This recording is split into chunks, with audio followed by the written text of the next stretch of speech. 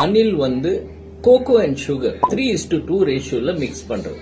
Coffee and sugar 7:3 ரேஷியோல mix பண்றது.